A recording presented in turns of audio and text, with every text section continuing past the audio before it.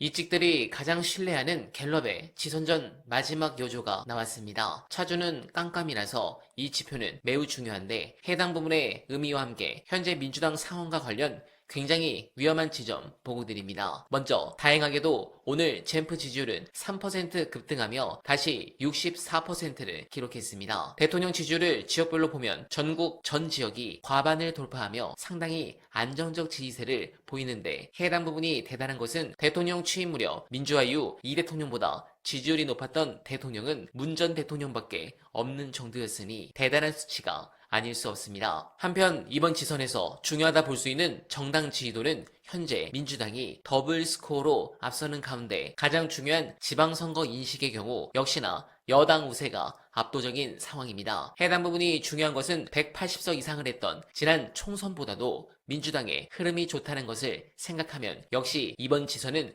젠프의 압도적 지지로 인해 민주당의 낙승이 당연한 선거는 맞습니다. 다만 지역별로 보면 서울과 충청이 상당히 많이 따라잡힌 부분이 눈에 들어옵니다. 그래서 최근 나온 여조를 보면 ARS지만 초접전 양상이 서울에서 나오기 시작했으며 충남지사 역시 초접전까지 붙은 상황이라 매우 위험합니다. 여러분, 바둑판 위에서 고수와 하수를 가르는 결정적 차이는 화려한 초반 포석이 아니라 지루하고 휘말리는 마지막 끝내기 단계에서의 집중력입니다. 대마를 잡았다고 판세가 압도적으로 유리하다고 착각하여 긴장을 풀고 느슨한 수를 두는 순간 다 이겼던 판은 순식간에 뒤집힙니다. 지금 민주 진영의 일부 정치인들과 지지층이 정확히 그 느슨한 수를 두고 있습니다. 내란 세력이 역사적 자멸을 맞았으니 우리가 가만히 있어도 국민들이 알아서 표를 줄 것이라는 대단히 오만하고 위험한 착각에 빠져 있습니다. 선거는 상대방의 자책골로 거저 먹는 것이 아니라 끝까지 내 땀을 흘려 표를 주워 담아야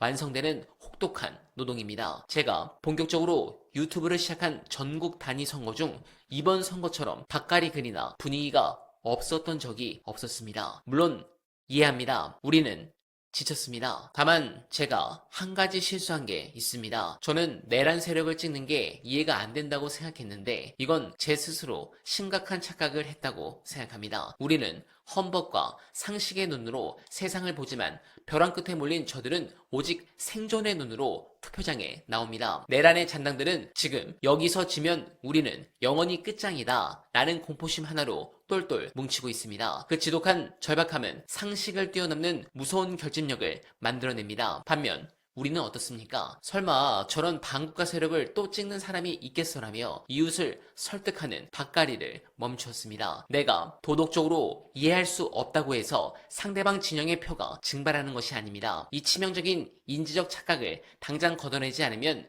저들의 그 악착 같은 절박함이 우리의 오만한 방심을 집어삼킬 것입니다. 여러분, 제가 직전 영상에서 보고드린 이 투표 의향을 보시죠. 우리 핵심 지지층인 40대가 근 10년간 가장 우울했고 힘들었으며 투표율도 낮았던 지난 지선보다도 투표를 더 안 한다고 합니다. 이건 매우 심각합니다. 민주당이 효능감을 주는 캠페인으로 당장 전환하지 않으면 깜깜이 기간대 사태가 어떻게 급변할지 모릅니다. 관련해 이 부분에 대해서 근본적 문제를 제대로 찔러준 전날 쇼츠까지 수백만 조회수를 기록한 분서 끝까지 봐주시고 여러분들의 생각 댓글로 부탁드립니다.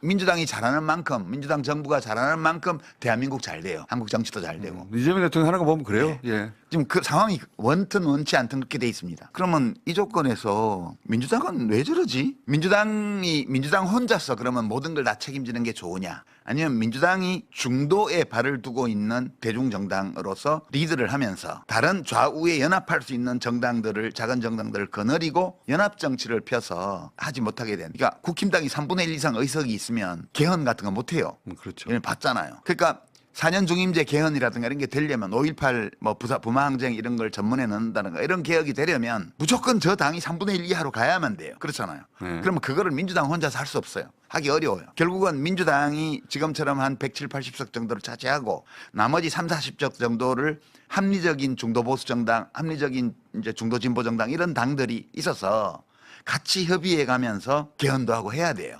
근데 민주당이 지금 하는 행태를 보면 내 혼자 다 할 거야 이거예요. 내 혼자 다 할 거야. 그러니까 보세요. 집권할 때는 내란 청산 정치연합으로 집권했어요. 49% 받아가지고 저쪽 사람들 데려다가 뭐 장관으로 쓰고 다 하는데 이 왼쪽에 있는 작은 정당들한테는 하고는 안 해요. 아무것도 지금까지. 이재명 대통령도 기용 안 했고요. 그쪽 인사들을. 민주당도 어떤 연합도 안 하고 있어요. 그냥 필요할 때만 같이 국회에서 뭘 하지. 선거연합도 전혀 안 하고 있죠. 이제 혼자 다 하겠다고. 왜? 저쪽이 분열되고 약화되어 있으니까 그래도 되는 거예요. 그래도 된다고 생각하는 거예요. 그래도 돼요. 제1당으로서 다수당으로서의 지위를 유지하는데 아무 문제 없어요. 그러나 헌법 개정이 필요한 정도의 사회개혁 이런 걸 하려면 그 방식으로는 어려워요. 근데 이 생각을 하는 리더십도 없고 안 보이고 있는지 없는지는 모르겠어요. 그러나 적어도 밖에서 보기에는 그런 리더십도 없고 내부에서 그거에 대해서 고민하고 논의하는 모습도 없고 그냥 인간은 누구나 권력을 추구하고 그다음에 권력은 언제나 집중을 추구한다. 이런 오래된 인간 행위에 대한 어떤 명제 그런 걸 재확인해주는 그런 행태를 지금 민주당이 보이고 있거든요. 정치적 본성만 보인다. 예, 본능만 보이고 있어요. 본능만. 본능이죠. 사유와 고민과 이재명 대통령이 좋아하시는 수기와 이런 절차를 거쳐서 우리 모두에게 더 나은 결과를 보장할 수 있는 보장할 가능성이 높은 어떤 정치정의 변화라든가 제도 개혁이라든가 이런 걸 찾아나가라는 노력을 거의 안 해요. 이게 이제 권력에 안주하는 거죠. 저는 민주당이 이번 평택을 재보선에서 보여주고 있는 모습은 그냥 권력을 지키고 유지하고 하는 데는 아무 문제가 없지만 저런 태도로는 한국 사회를 더 나은 방향으로 진일보시키는 데까지는 가기 어려울 것 같다. 그런 생각을 많이 하죠. 현상은 현상 그대로 보시되 그렇죠.